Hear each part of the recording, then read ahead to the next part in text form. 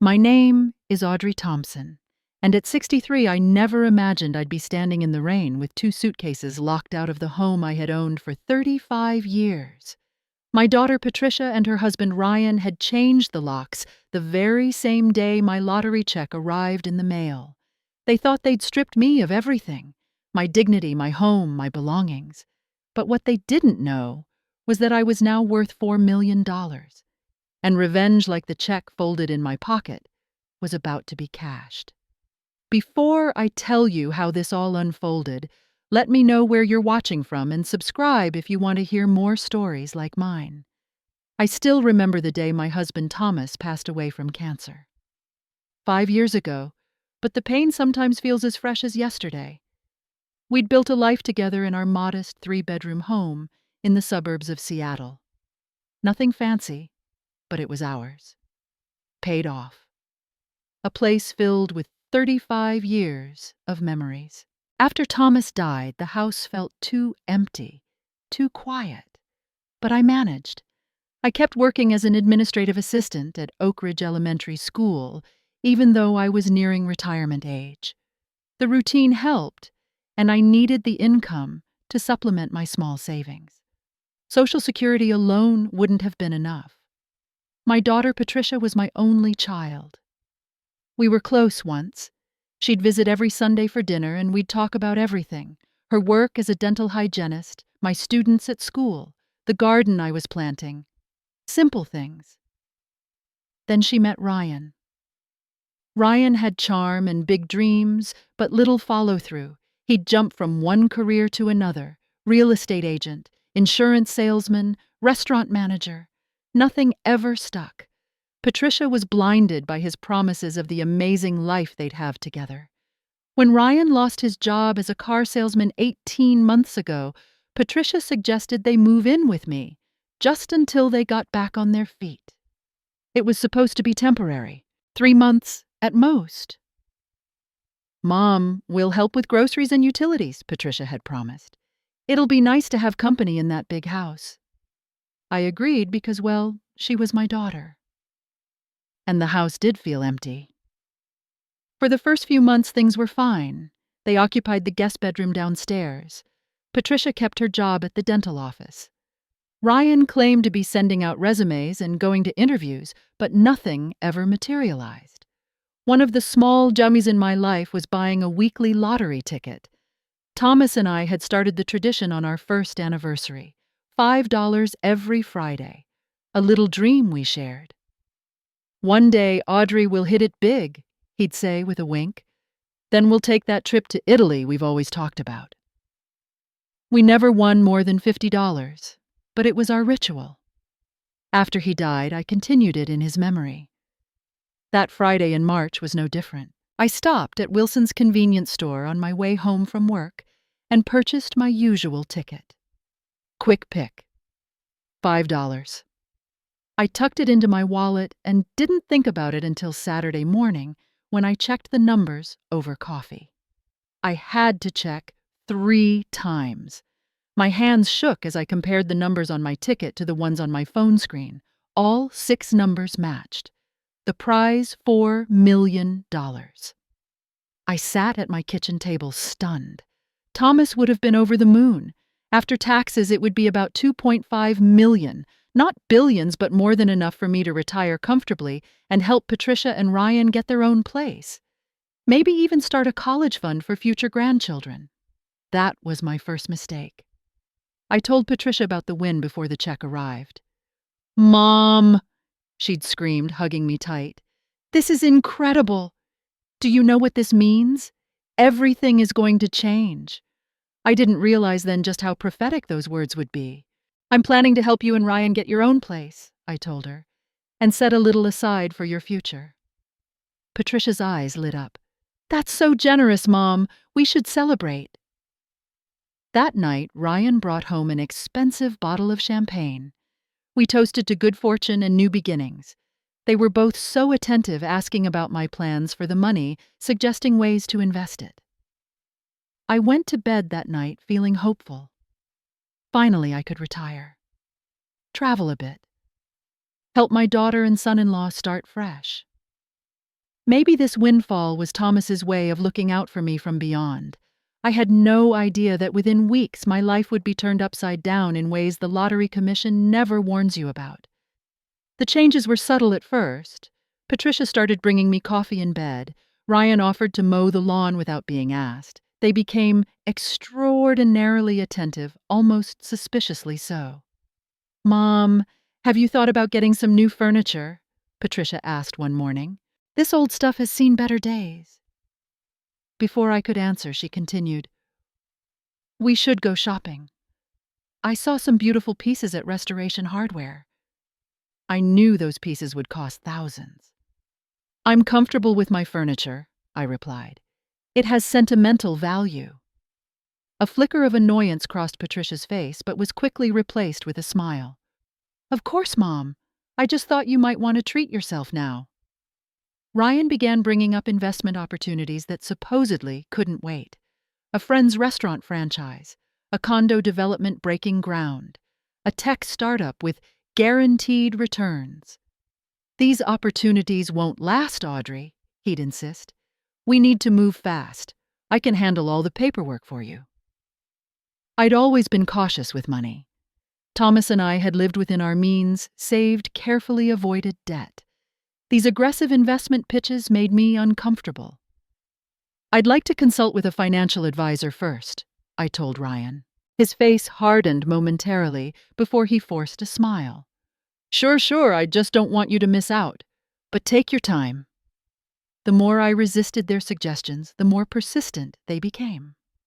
One day, I came home from grocery shopping to find Patricia rearranging my living room. She'd moved Thomas's favorite reading chair to the garage. "What are you doing?" I asked, setting down my bags. "Just freshening things up," she said cheerfully. "That old chair was taking up so much space." "I want it back where it was," I said firmly. "You should have asked me first." Patricia rolled her eyes. "Mom, you're being so sentimental. It's just a chair." But it wasn't just a chair, it was Thomas's chair, the place where he'd read bedtime stories to Patricia as a child, where he'd sat during our coffee conversations every morning, where he'd spent his final days when he became too weak to climb the stairs. That evening, Nancy, my best friend of 20 years, called. "Audrey, I heard about your lottery win," she said. "Congratulations, I was surprised. I hadn't told anyone except Patricia and Ryan." "How did you know?" "Patricia posted about it on Facebook. The whole town knows." My stomach tightened. I'd wanted to keep it quiet until the check arrived, and I had a proper financial plan in place. "Be careful, Audrey," Nancy warned. "Money changes people, and not always for the better." I dismissed her concerns. "They're family, Nancy. They're just excited." But I couldn't ignore the whispered conversations between Patricia and Ryan that abruptly stopped when I entered a room, or how Ryan's drinking had increased, and Patricia grew defensive whenever I mentioned it. One afternoon, I borrowed Patricia's laptop to check my email. When I opened the browser, I found real estate listings for million-dollar homes in Bellevue, much more expensive properties than I would ever consider buying. Later that week, Patricia casually brought up my will during dinner. "Mom, have you thought about updating your will?" she asked. "Now that your financial situation has changed, it might be good to review everything. Just in case." Just in case what I was in perfect health. "My will is fine," I said. "I updated it after your father passed." Patricia exchanged a glance with Ryan. "Well, circumstances have changed. It might be good to have a fresh look." An uneasy feeling settled in my stomach, but I pushed it away. This was my daughter. She wouldn't harm me. She was just being practical, right? I wanted to believe that. But a small voice inside me, one that sounded remarkably like Thomas, was whispering a warning. By the 6th week after my lottery win, I barely recognized my own home. Patricia and Ryan had taken over completely. They hosted lavish dinner parties with people I'd never met. Expensive wine flowed freely. My quiet evenings of reading or watching my favorite mystery shows were disrupted by loud conversations and laughter until the early morning hours. "Could you keep it down?" I asked one night, appearing in my bathrobe at 11 p.m. "I have work tomorrow." One of their friends snickered. Ryan, slightly drunk, put his arm around me. "Mom, you don't have to work anymore," he said loudly. "You're rich now. Live a little." I pulled away from him. "I'm not rich yet. The check hasn't even arrived." But they behaved as if my bank account was already overflowing. New clothes appeared in their closet. Ryan started wearing an expensive watch I'd never seen before. Patricia got highlights and extensions at a salon that charged more than my weekly grocery budget. When I checked my mail one afternoon, I found credit card applications in my name that I hadn't requested. The next day, Ryan took my car without asking and returned it with a dent in the passenger door. "It's just a little scratch," he said dismissively when I confronted him. "We can get it fixed once the money comes in." Patricia began criticizing my spending habits. My $3.99 coffee from the local cafe was throwing money away when we could buy proper beans for $30 a pound. My comfortable sneakers were embarrassing when I could afford designer shoes. "Mom, you need to start dressing your status," she said. "People are talking." The real trouble began when I refused to discuss giving them a specific amount of money. "I want to meet with a financial advisor first," I explained at breakfast. "I need to understand taxes, investment options, and how to make this money last." Ryan slammed his coffee cup down. "You don't trust us, after all we've done for you." "Done for me?" I asked, genuinely confused. "I've provided you with free housing for over a year." Patricia jumped in. "And we've kept you company, made sure you weren't lonely, helped around the house." I couldn't believe what I was hearing. They were framing their living rent-free in my home as a favor to me. Later that week, I overheard them in the kitchen when they thought I was napping. "We need to convince her to sign over the house," Ryan said, "before the check arrives." "I'm working on it," Patricia replied. "I've already mentioned to Aunt Judy that Mom's been forgetting things, getting confused." "Good.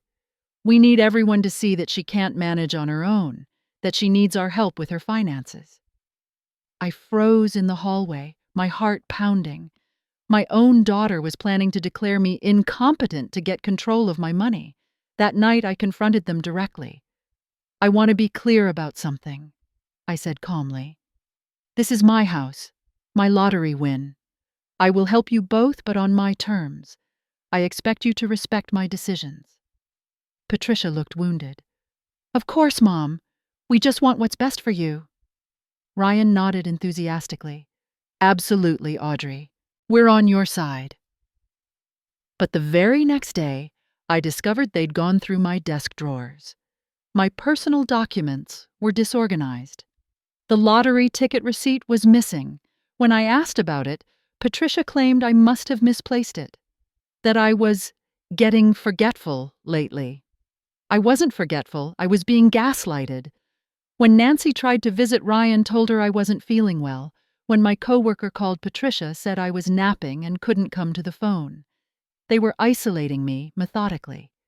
I began hiding my important documents in a locked box under a loose floorboard in my closet, something Thomas had installed years ago for our passports and emergency cash. I didn't tell anyone about the scheduled arrival date for the check. And I started making plans to protect myself from the two people I never imagined I'd need protection from: my daughter and her husband. The morning the lottery check was scheduled to arrive, I felt a strange mix of excitement and dread. The certified mail notification came while Patricia and Ryan were out running errands, which lately meant shopping for things they couldn't afford. I drove to the post office alone and signed for 2 envelopes. The first contained the check $2,450,000 after taxes. Seeing all those zeros made my hands tremble. The second envelope was a certified letter from Greenway Legal Associates. I didn't recognize the name of the firm. Inside was a formal notice informing me that my daughter, Patricia Thompson Miller, was petitioning for conservatorship over me due to diminished capacity and inability to make sound financial decisions. The legal jargon swam before my eyes, but the message was clear. Patricia was trying to gain legal control over me and my assets. The letter mentioned documented instances of confusion concerning behaviors and family witnesses to declining capacity. All lies. I sat in my car in the post office parking lot, the check in one hand and the legal notice in the other, feeling like I'd been punched in the stomach. How could my own child do this to me? The woman I'd carried for 9 months, whose scraped knees I'd bandaged, whose college education I'd helped fund by working overtime. When I arrived home, 3 cars I didn't recognize were parked in my driveway. Inside, I found Patricia Ryan and several relatives I rarely saw sitting in my living room. Aunt Judy from Spokane, my cousin Mark from Portland, even Patricia's godmother, Susan.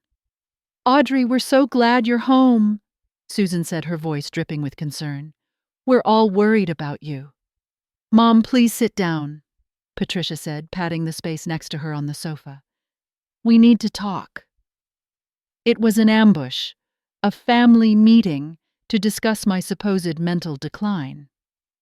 "We've all noticed changes," Aunt Judy said.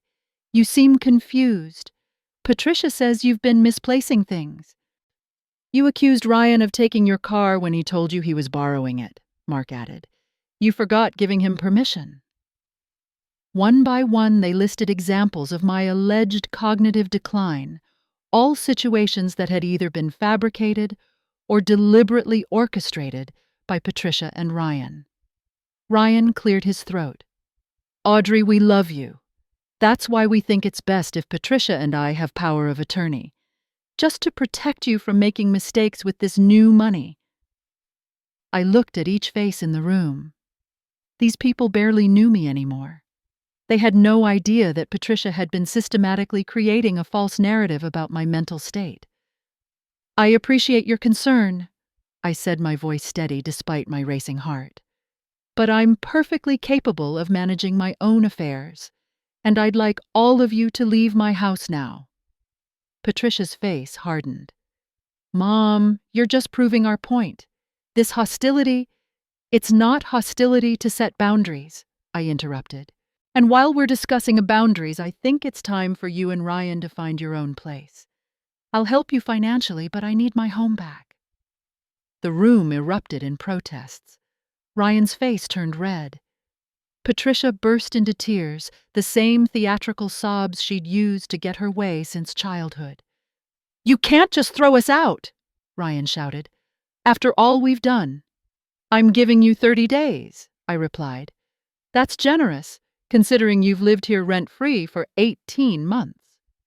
"You're making a huge mistake," Patricia said, her voice suddenly cold. "We're just trying to help you." After an ugly scene, they all left Patricia and Ryan slamming the door behind them. I sat alone in my living room shaking with anger and heartbreak, but also relief. I had stood my ground. Tomorrow I would go to the bank, deposit the check, and start making arrangements to protect myself legally. I slept fitfully that night. In the morning I showered, dressed carefully, and put the lottery check in my purse. As I was about to leave for the bank, I noticed a white van parked across the street with Seattle Security Solutions printed on the side. By the time I returned home 3 hours later, my key wouldn't work in the front door. The locks had been changed. 2 men were installing security cameras around my property. Through the living room window, I could see Patricia directing them. I rang the doorbell of my own home. Patricia answered, looking surprised to see me. "Mom, what are you doing here?" "What am I doing here? This is my house. Why have the locks been changed?" Ryan appeared behind her. "Audrey, we think it's best if you take some time away. Stay with a friend. Get the help you need." "Help I need. This is my house. I want you both out now." "Actually," Ryan said, producing a document from his back pocket.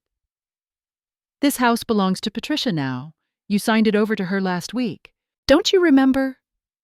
He held up a deed transfer with what appeared to be my signature at the bottom. It was a good forgery, but definitely not my handwriting. That's not my signature, I said. I never signed anything. Patricia sighed dramatically. See, this is exactly what we're talking about. You don't remember signing it. Dad always said we should prepare for this. Your mother had early onset dementia, too. My mother had died of a heart attack at 58. She never had dementia. This was a complete fabrication. By now, neighbors were watching from their yards. Mrs. Gonzalez from next door had stepped onto her porch. The embarrassment burned almost as much as the betrayal. I'm calling the police, I said, reaching for my phone. Patricia smiled sadly. Go ahead, we have the deed. We have documentation of your mental decline from family members. We have everything we need to show you're confused and need supervision. Ryan blocked the doorway. It's better for everyone if you just go quietly. Get some rest. We'll take care of everything here. Your things are in these suitcases, Patricia said, pointing to 2 old suitcases by the door that contained a random assortment of my clothing. We packed for you. I stood on my own front porch, locked out of my home of 35 years, holding 2 battered suitcases, while my daughter and son-in-law watched impassively. Then it started to rain. You should go now, Mom, Patricia said, her voice cold. Get help. We'll be in touch when you're better. The door closed in my face. I heard the new deadbolt slide into place. I stood there, rain soaking through my light jacket, holding the suitcases that contained a pitiful fraction of my possessions. Inside one pocket was the lottery check for $2.4 million that Patricia and Ryan knew nothing about. They thought they'd taken everything from me, but they had no idea what I still had or what I was about to do with it. I checked into the Hampton Inn 10 minutes from my house. The room was clean but soulless. I sat on the edge of the bed, soaked from the rain, and finally let the tears come. Not delicate, dignified tears, but great heaving sobs that left me gasping for breath. How had this happened? Where had I gone wrong as a mother? What would Thomas say if he could see our daughter now? I cried until there were no tears left, until my throat was raw and my eyes swollen. Then I lay back on the unfamiliar bed and stared at the ceiling, too numb to move. Around 3 a.m, something shifted inside me. The crushing despair gave way to a slow-burning anger. They had taken my home, my possessions, my dignity. But they hadn't broken me. I was still Audrey Thompson. I had survived losing the love of my life.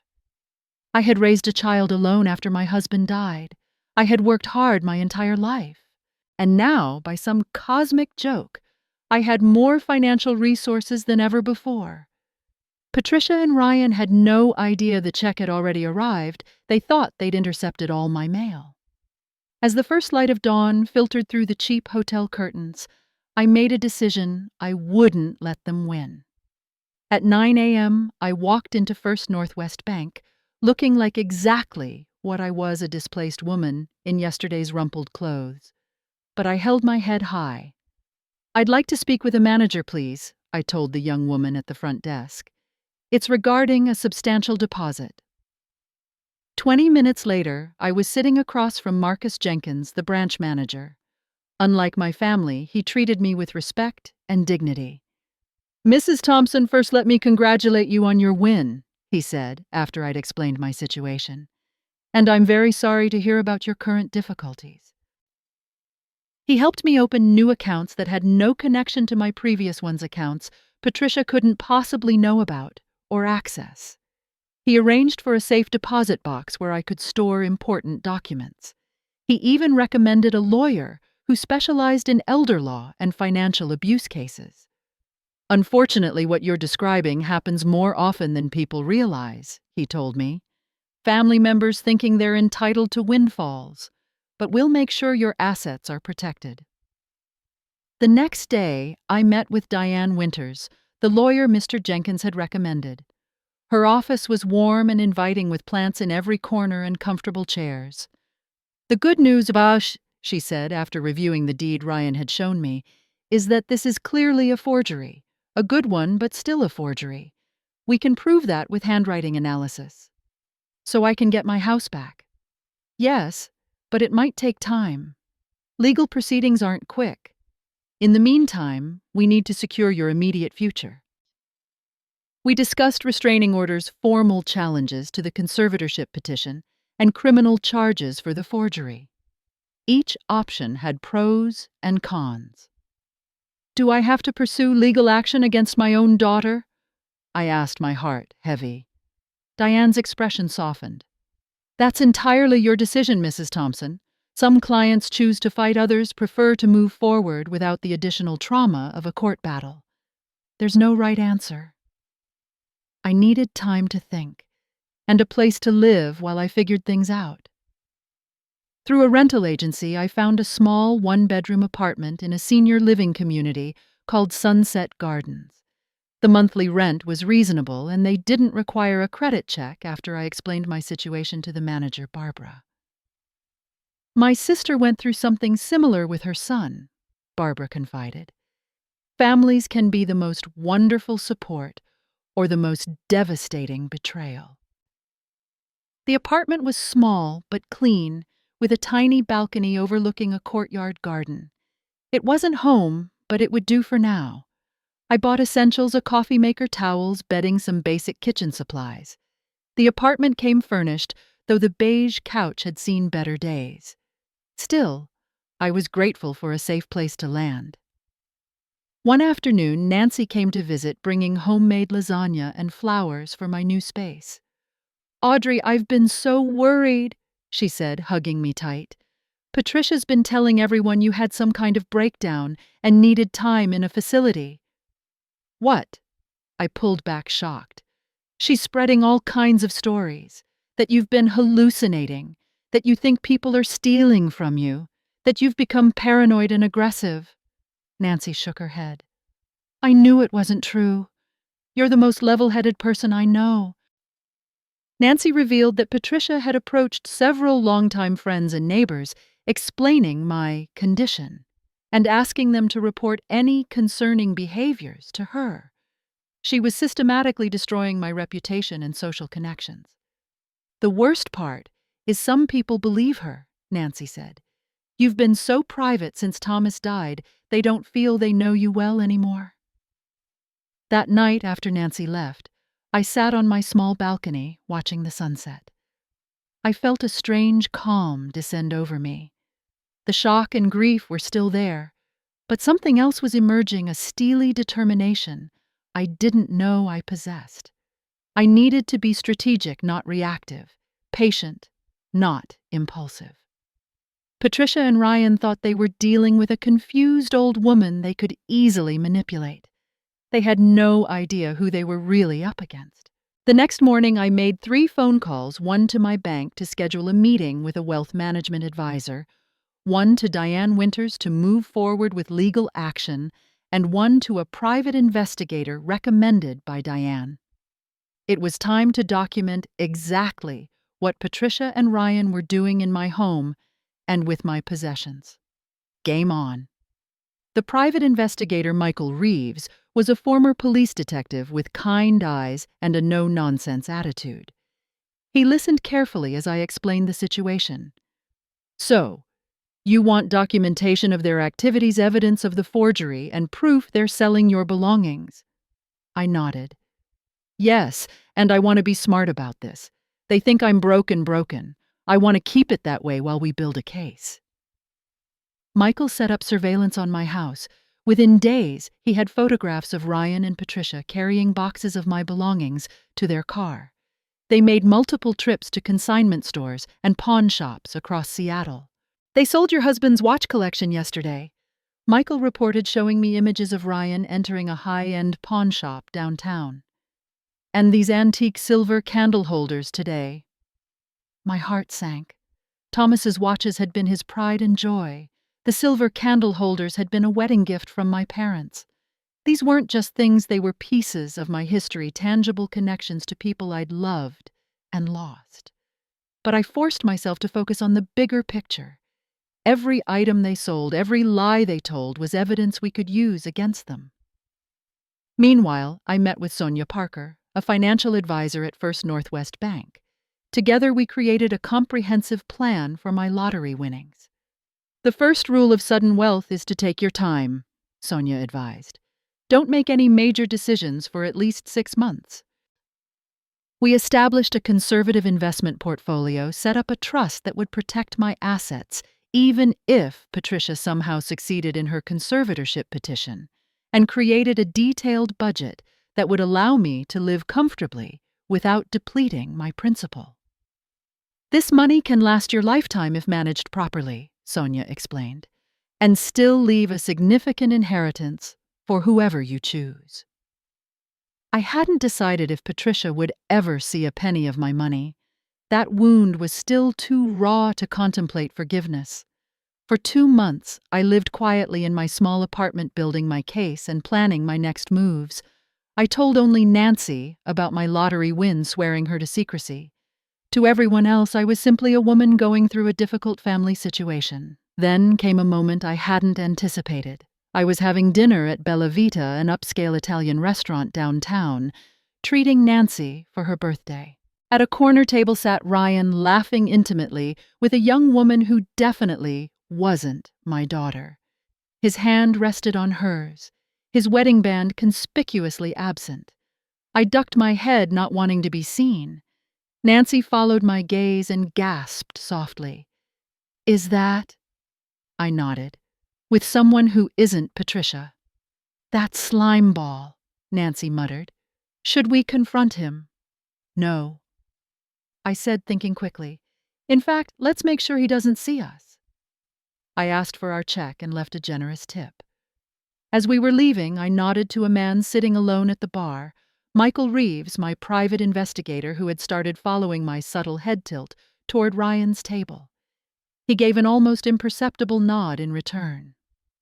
By tomorrow, I'd have photos of Ryan's indiscretion. Not that I planned to show them to Patricia.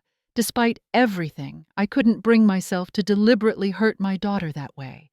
But the evidence might be useful leverage later. The next week, I made the biggest move in my carefully orchestrated plan. Through Diane's law firm, I purchased a beautiful craftsman home in the same neighborhood as my old house. The transaction was handled by a trust, keeping my name out of public records. The house was actually nicer than my old one, 4 bedrooms, instead of 3 with a sunroom, overlooking a landscaped backyard. More importantly, it was just 2 blocks from the home Patricia and Ryan had stolen from me. Close enough that they couldn't miss what was happening. I furnished it methodically, buying quality pieces that matched my taste but were newer and better than what I'd had before. A comfortable sectional for the living room, a solid oak dining table, a luxurious king bed for the master suite. Things that would last, things that reflected my new start. I hired a landscaping company to maintain the yard-planted flower beds, full of my favorite perennials, and even installed a small fountain that reminded me of one Thomas and I had admired on our 25th anniversary trip to Victoria. All the while, I remained in my modest apartment, my growing wealth invisible to Patricia and Ryan. Simultaneously, I began subtly correcting the narrative about my mental state. I reconnected with old friends from work. I volunteered at the elementary school where I'd worked, helping with their annual book fair. I joined a widow's support group at the community center. Everywhere I went, I was lucid, engaged, and clearly in full possession of my faculties. People who had heard Patricia's rumors saw the truth for themselves. I also made a substantial anonymous donation to Oak Ridge Elementary for a new library computer lab. The dedication ceremony made the local news. I stood in the back of the crowd watching my former principal thank the generous anonymous donor, while reporters took photographs for the community paper. Meanwhile, Patricia and Ryan's financial situation was deteriorating. Michael's surveillance revealed mounting evidence of their reckless spending. They'd bought a luxury SUV. Designer clothes filled their closets. They dined at expensive restaurants several times a week. But they had no income source beyond Patricia's dental hygienist job. Ryan still wasn't working, and they were burning through whatever money they'd made selling my possessions. 3 months after they'd locked me out, a foreclosure notice appeared on the front door of my old house. They'd taken out a second mortgage using the fraudulent deed as collateral, but hadn't made the payments. They were underwater and sinking fast. It was time for the final phase of my plan. With overwhelming evidence of the forged deed, documented financial abuse and witness statements contradicting Patricia's claims about my mental state, Diane filed for an emergency hearing. The judge, a no-nonsense woman in her 60s, reviewed our extensive documentation with growing concern. "These allegations are extremely serious," she said, looking over her reading glasses at Patricia and Ryan's lawyer, a nervous young man clearly out of his depth. "The evidence of forgery alone is disturbing enough to warrant immediate action." The hearing lasted less than 2 hours. The judge ruled decisively in my favor, invalidating the fraudulent deed and issuing a temporary restraining order against Patricia and Ryan. They were ordered to vacate my property within 72 hours and return all removed belongings. Patricia's face when the ruling came down was a study in disbelief. She'd been so certain her plan would succeed that she hadn't prepared for failure. Ryan looked terrified, as well he should, since criminal charges for forgery were still a possibility. "Mom, you can't do this to us," Patricia cried as I left the courthouse. "Where will we go?" I paused and had turned to face my daughter. "You should have thought of that before you tried to steal my home and destroy my reputation." It was the hardest thing I'd ever said to my child, but necessary. When I reclaimed my house 3 days later, escorted by a sheriff's deputy, I found it in shambles. Many of my belongings were gone or damaged. The place reeked of cigarettes and spilled alcohol. Photos of Thomas had been removed from the walls, leaving ghostly rectangles on the faded paint. I walked through each room, silently cataloging the destruction. Then I turned to the deputy. "I won't be staying here," I said. "I have another residence now." He looked confused. "Then why go through all this to get it back?" I smiled slightly. "Because it was mine to reclaim, and now it's mine to decide what happens to it next." I listed the house for sale the following week. It needed extensive cleaning and some repairs, but the real estate market in Seattle was strong.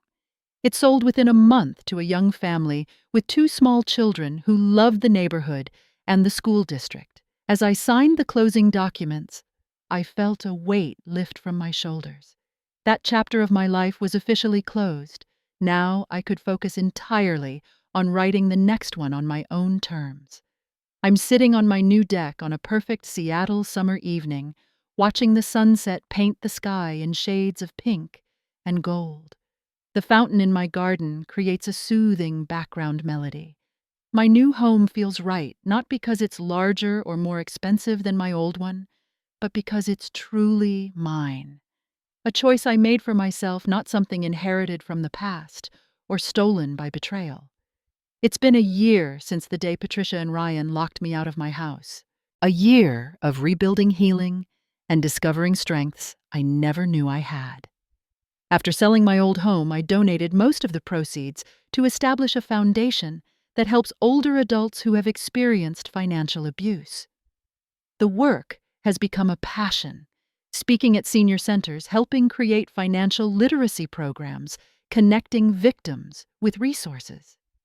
I've found purpose in turning my pain into something that helps others. Patricia and Ryan faced serious consequences for their actions. The forgery charges were eventually dropped in exchange for full restitution of the value of items they'd sold. They lost my house to foreclosure before the court case was resolved, and ended up moving to Portland to escape the whispers and sideways glances from former neighbors and friends who had learned the truth. 3 months ago, I received an unexpected call. Patricia, her voice small and hesitant, asking if we could meet. "Ryan and I separated," she said. "I've been doing a lot of thinking about everything." We met at a neutral location, a quiet cafe downtown. Patricia looked thinner, older. The flashy highlights were grown out, her natural brown showing at the roots. She wore minimal makeup and clothes I recognized from before the lottery win. "I don't even know how to begin apologizing," she said, after an uncomfortable silence. "What we did was unforgivable." "Why?" I asked the question that had haunted me for months. "We were never wealthy, but I always made sure you had what you needed. I supported your decisions even when I disagreed with them. I welcomed you into my home when you needed help. What made you think you had the right to take everything from me?" Patricia stared into her untouched coffee. "At first it was Ryan's idea.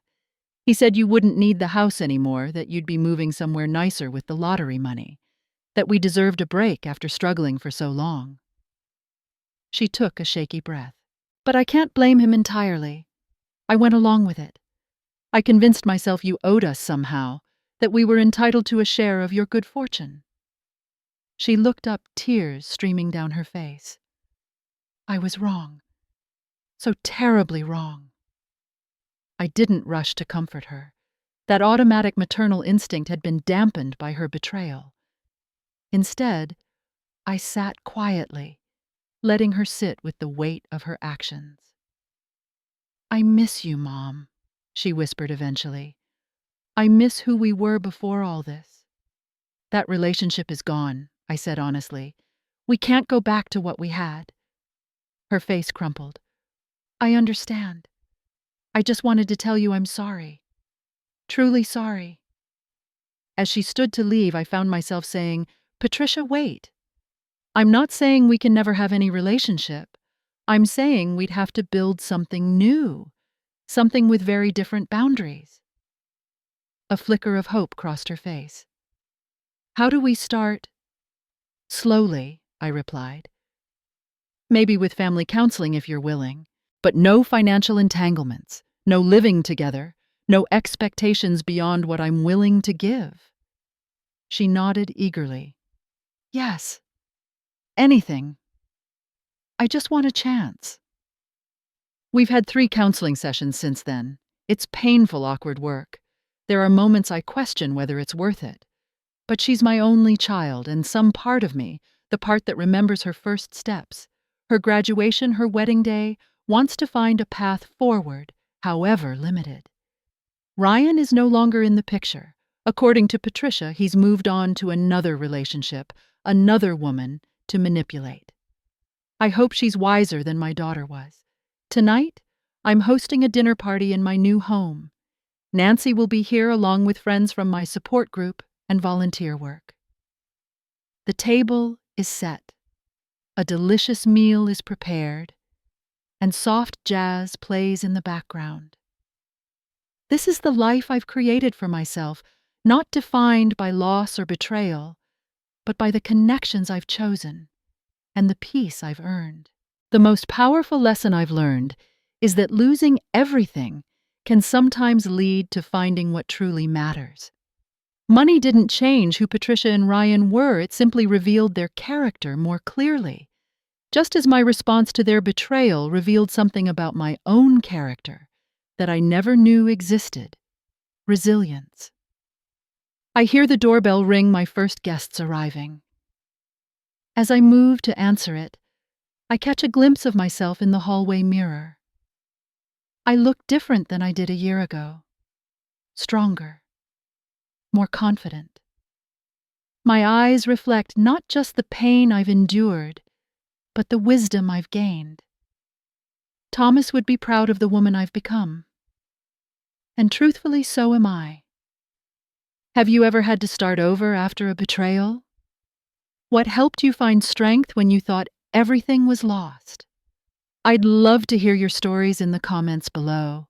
And if this story resonated with you, please subscribe, and share it with someone who might need to hear that it's never too late to rebuild.